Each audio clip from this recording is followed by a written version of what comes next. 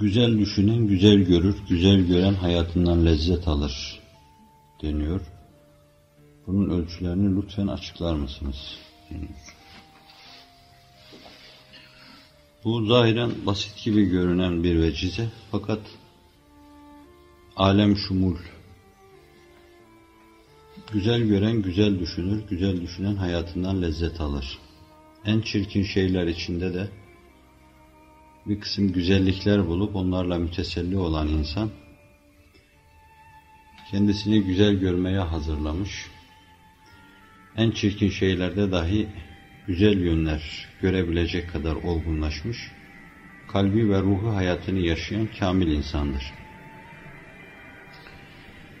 Hususiyle günümüzde bu vecizenin ehemmiyeti biraz daha ağırlaşıyor, biraz daha büyüyor. Bunu içtimai hareketlere, içtimai tekemmüllere, oluşlara tatbik etmek kabildir. Kainatta şeriat-ı fıtriyede cereyan eden hadiselere tatbik etmek kabildir. Ve Cenab-ı Hakk'ın ahkamı içinde usulü fıkıh tabiriyle hüsnü gayrihi kategorisi içinde müteala edeceğimiz ahkama tatbik etmek de kabildir. İçtimaide öyle hadiseler cereyan ediyor ki, içtimai derken sıfatı mastar yerinde kullanıyorum. Bunlar dış görünüşü itibariyle bize çok hoş gelmiyor. Hususiyle sizler gibi, Cenab-ı Hak kabul buyurursa ben kendimi de katayım, bizler gibi belli bir hizmete dilbeste olmuş, gönül vermiş kimselerin bazen arzularının hilafına hadiseler cereyan ediyor. Bazen hizmetlerini engelleyebilecek zahiren bazı hadiseler ortaya çıkıyor. Bazen işleri normal seyrinde giderken birdenbire bir fırtına, muhalif bir rüzgar her şeyi alt üst ediyor. Zahiren aklın nazarında çirkin görünen bu şeylerden bir kısım ruhlar müteessir oluyorlar.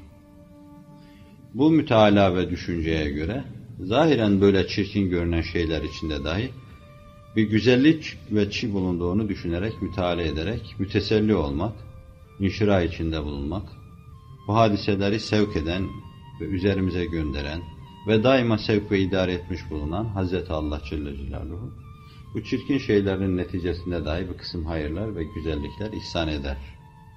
Demek, kalben ve ruhen olgunlaşmış bir insanın işi, onun düşüncesidir.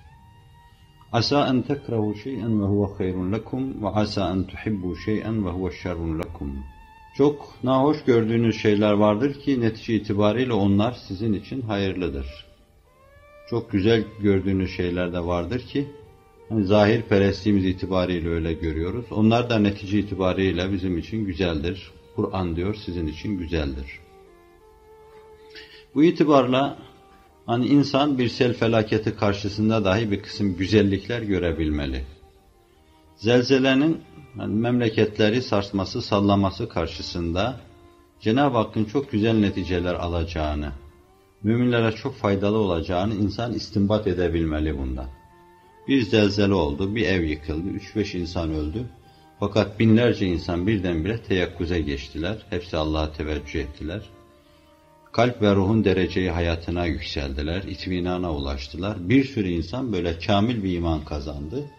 3-5 tane insanın da malı heder olup gitti. Bu temenni edilmemeli, istenmemeli. Başa geldiği zaman yalnız böyle bir tefsire tabi tutulmalı. Çünkü Cenab-ı Hak zaten hakimi mutlak, abes iş yapmaz, muhakkak bu türlü hikmetlere binaen yapmıştır. Allah ocaklardan uzak buyursun, bir yangın olduğu zaman insan onun arkasında Allah'ın bir kısım kendisi için takdir buyurduğu hayırlar olabileceğini düşünmeli ve müteselli olmalı. Onun içinde dahi bir güzellik bulunduğunu görmeli insan, inanmalı, ona bağlanmalı ve malı yandıysa şayet sadaka oldu demeli. Cenab-ı Hak daha hızlı çalıştıracak ve bir de dünyaya ait bu türlü şeylere ihtimal ki az kalbimi kaptırdım. Halbuki benim gönlüm daha ziyade onun tahtgahıydı, oraya o tecelli ediyordu. Başka şeylere gönül vermem istemediği için böyle muhakkaten kopardı, bana daha çok lütfedecektir demeli. Onun arkasında dahi bir hayır veçhi bulunduğunu düşünmeli. Hususiyle hani bizim meselelerimiz dedim, bir iş yapıyoruz, bir bina yapıyoruz, bir yurt ortaya koymaya çalışıyoruz, bir okul, milletimize hediye edelim diyoruz. Bir de muhalif bir rüzgar esiyor, savuruyor harman gibi her şeyi. Biz bundan müteessir oluyoruz, eyvah diyoruz, düzenimiz bozuldu işte şimdi, çarkımız yıkıldı gitti, bir daha yeniden işe başlamak lazım falan diyoruz. Aslında bunlarda dahi bir hayır vardır. Burada objektif meselelerden bahsederken hani şahsi şeyi misal olarak irade etmede ben çok fayda mülahaza etmiyorum da birinin şu dönemde böyle takip edilmesinde bile her gün biraz daha bir kısım hayırların bulunduğu kanaatine vardım ben. Emsaliyle beraber. Geçen gün bir arkadaşımız da hani meseleyi iyi görmüşlük içinde dedi ki şu hadisede hocam ben çok hayır görüyorum dedi. Hani öyle olduğu gibi kalsaydı durum bizim bildiğimiz gibi devam etseydi şu anda elde ettiğimizi inandığımız hayırları elde edemeyecektik biz. Büyük hayırlar elde ettik. Bunu görmek lazım. İnsan bir bahçeye girdiği zaman orada 3 tane gül varsa 50 tane de diken, o gülleri görmeli, dikenlere gözünü kapamalı. Yoksa hep çirkinlikleri göre göre midesini bulandırır o insan ve kainat hiç güzellik göremez, hayatından da zevk ve lezzet alamaz. İçtimaide de öyle düşünmek lazım. Bu meseleyi biz kainattaki hadiselere de tatbik ettiğimiz zaman zahiren aklın nazarında çirkin görünen bir kısım hadiseler var ki İzzet ve azamet öyle esbabı onlara perde etmiş. Ta o çirkinlikler onlara raci olsun. O çirkinliklerin arkasında bile zahiren güzellikler vardır. Yani denebilir ki hiçbir şey mutlaka çirkin değildir. Muhakkak onda bir güzellik veçi vardır. İnsan onu görmeye çalışmalıdır. İnsanın bağışlayın, içini dışına çevirsek çoklarının içi dışına çıkar, midesi bulanır. Fakat hani içimizdeki şeylerin hangisini tenkit edebiliriz ki? Bağışlayın, idrar torbasını mı tenkit edeceksiniz? Hazımda size yardım eden, hani kanın ayıklanmasında yardımcı olan, büyük fonksiyonları olan bağırsakları mı tenkit edeceksiniz? İşkembeyi mi tenkit edeceksiniz? Bunların bu zahiri çirkin yüzlerinin arkasında öyle güzellikler var ki, hikmet nazarıyla bakılsa hepsi alkışlanacak ve hepsinin karşısında serfiru edilecektir. Diğerleri de öyledir. Yılanından, çıyanından, kartalına kadar, solucanına kadar, hikmet adına yeryüzünde o Allah'ın ayatı tekviniyesi içinde yazdıkları, çizdikleri satırlar, paragraflar, cümleler açısından çirkin gibi görünen bu varlıklar ele alındığı zaman istihsanla iki büklüm olacağız. Allah'ım ne büyüksün, Subhaneke ma a'deme şe'nek diyeceğiz. Ey şanı yüce olan Allah, sen mukaddes ve münezzehsin çirkinliklerden de.